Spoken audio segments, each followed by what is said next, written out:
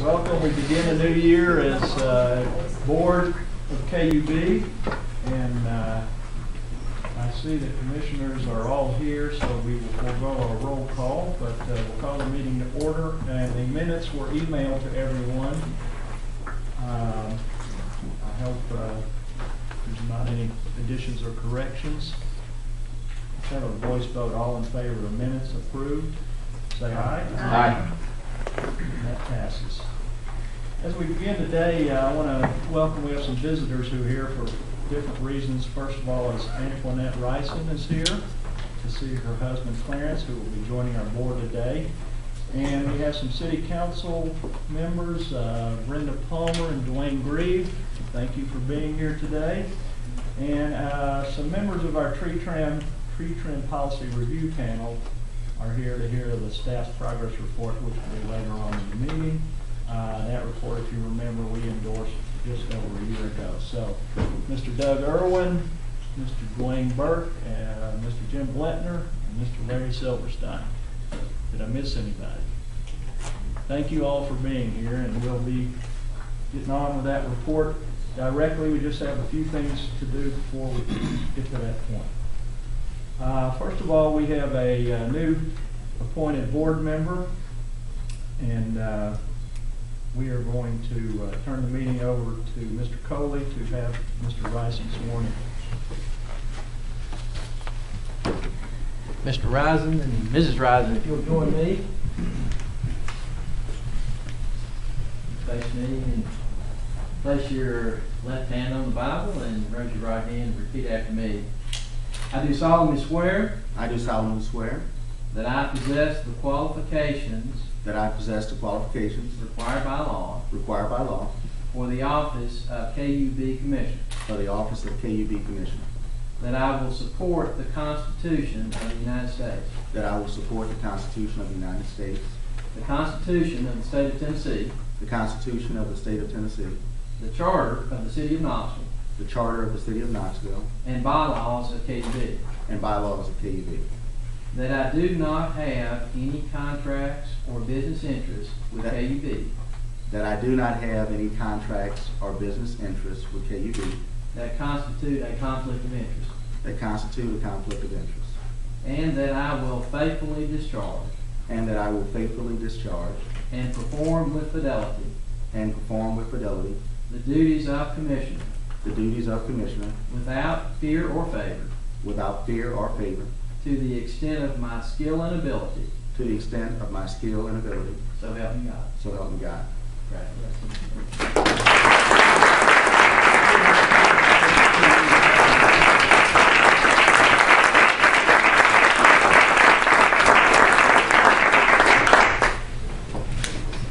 Clarence, congratulations, and I'm sure I speak for all of us to say how pleased we are to have you on board, and look forward to working with you. Thank you. A nice seat up front for you, too. Good luck. Antoinette, thanks again for being here. Okay, next on the agenda is our election of 2012 officers. Our charter requires the board to elect officers each year following a new commissioner election. I would like to recognize Mr. Coley once again to conduct this election. Commissioners, last month the nominating committee nominated a slate of officers for your consideration. You will recall that the recommended slate of officers is as follows: Pace Robinson, Chair; Margot Yuri Simmons, Vice Chair; and Mark Walker, Secretary.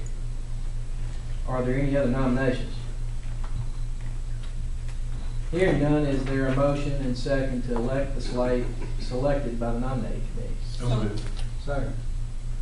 The motion has been seconded. All in favor say aye. Aye. Are there any opposed?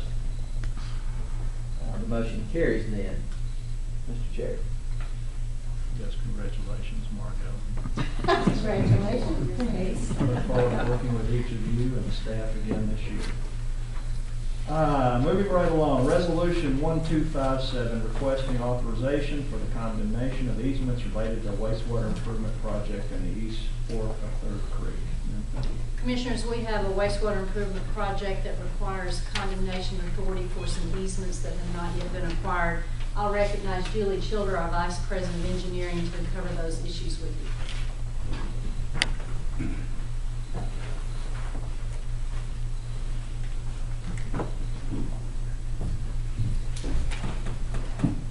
Commissioners, today we have 4 easements to be considered for condemnation authority related to a phase 10 project that's located along 3rd Creek, and it is one of our phase 1 phase 10 projects that are due by June of 2013.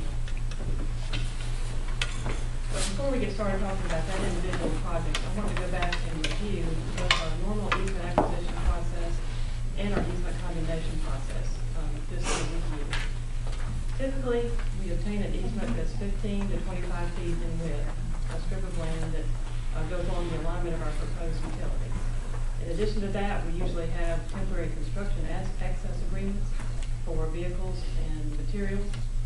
And whenever it's all finished, the temporary easement agreement goes away and just the permanent easement is retained. The property owner retains all the rights of property ownership, and except for the fact that they cannot build a permanent structure over our easement in the future.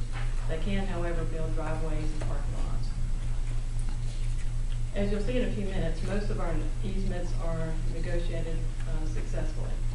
The overwhelming majority are, but there are certain cases where easement negotiations start to fail, and that's when we request condemnation authority.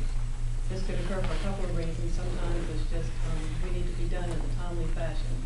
This happens sometimes on phase 10 projects where we have a defined deadline. It can also happen in cases where we have a corporate owner who may be located in another state, and they just simply prefer to have the courts handle the negotiation instead of becoming personally involved. Sometimes in the cases we have today, we have a deceased property owner that has no apparent heirs, and so we need to obtain access through the condemnation process. Now I'd like to talk about the various steps that we go through in the easement condemnation process itself. We only request condemnation authority on those properties where negotiations break down. After we request authority and you all give approval for condemnation authority, then we continue to negotiate. And the vast majority of cases, after condemnation authority is approved, we are able to negotiate a successful agreement. There are a few cases where that still does not happen. And when that occurs, we need to have an appraisal of the property. And this is handled by a third party, professional appraisers. They look at similar properties and come up with a valuation, which is usually equal to about 25% of the cost of buying the property outright. When that occurs, KUB is granted a right of entry, and with a 30-day waiting period, we are given access to the work.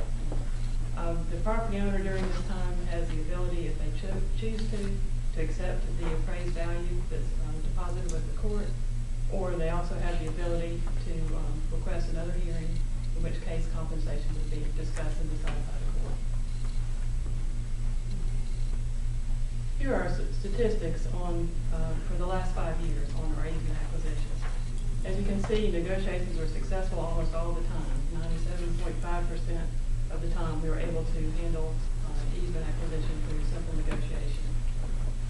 We've had a high volume during the last 5 years, 2,312 easements processed, and all except for 56 were acquired through negotiation. On those remaining 56, which is 2.5% of the total, 48 were signed after you all granted condemnation authority. There was one easement that was eliminated due to a project change, and then there were 7 remaining. Those went to the step of going for a right of entry with the court. Of those 7, 4 were resolved after we obtained the access to the property, and then we have 3 that are still awaiting a hearing about the compensation amounts.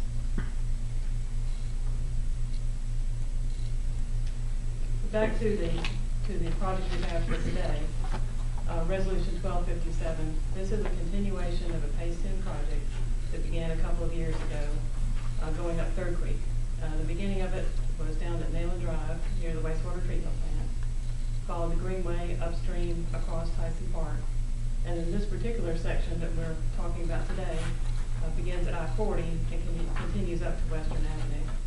The project itself consists of about a mile of pipe, replacing older pipe that was 18 to 30 inches in diameter with 30 and 36-inch pipe.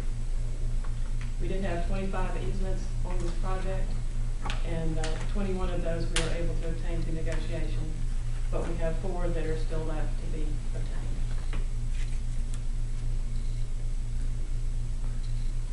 This map shows the full extent of the project, beginning down at I-40 and extending up along Third Creek until you get up to Western Avenue. All the properties that you see in blue are the ones we've already obtained easements from through negotiation. It's a little hard to see the yellow property, so we'll zoom in on those in a minute, but those 4 are the ones we still have yet to obtain easements from. This is a zoomed in area that shows the properties in yellow that are ones we're under discussion today. You can see that there are narrow strips of property that are located between a railroad track and Western Avenue. And we do have this project ready for bid. It's been designed, and so our last step is to obtain the easement. If we're able to get the easements resolved within the next few weeks, we'll go ahead and bid the project in February and have it constructed by about this time next year. The consent decree deadline, of course, on the Phase 1 projects is June of 2013. So in summary, Resolution 1257 enables us to keep up with the project schedule as we proposed and authorizes condemnation of these 4 easements. Are there any questions? I had a question. It's 4 properties, and you said one was because of, it has no heirs, and the There's other... actually 2 properties that were in that case, the same person. Okay, and then the other 2 are... One's owned by a father and the other by a son, and the main issue there is negotiation price. Has anyone ever gotten any more money than the 25% appraisal of if you bought it instead? Has anyone gotten more than that? Yes, during the negotiation phase, I mean, we have a certain amount of leeway to deviate from that if we need to. And are these that go to trial, or has any of those ever been denied? I don't believe so. Yeah, I would think so. Okay. Julia, do we already have an easement on an existing trunk line and we're expanding that, replacing the trunk line? Actually, along this area, we do have an existing trunk line, and this is drawn a little bit out of scale, but the railroad track in back is actually where the existing trunk line is. And we're proposing to go right parallel to it, actually within the railroad right away. The easement we're asking for the father and son's properties are actually temporary easements and not permanent. The permanent will actually be on the railroad right away.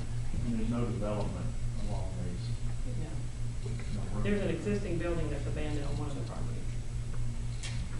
I move approval, Mr. Chairman. Okay, we have a motion and a second for resolution 1257, first and final reading. Are there any other questions or comments from commissioners? Is there any public comment on this resolution? Okay, we'll have a roll call vote. Mr. Colby, please. Get my roll real quickly.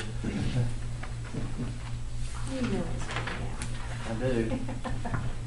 I like the roll. All right, Commissioner Anderson. Commissioner Rising. Aye. Commissioner Thompson. Aye. Commissioner Robinson. Aye. Commissioner Williams. Aye. Commissioner Cannell. Aye. Commissioner Simmons. Motion Motion carried. carried. It was just the pressure of the moment. Motion carried. What's my name, Bill?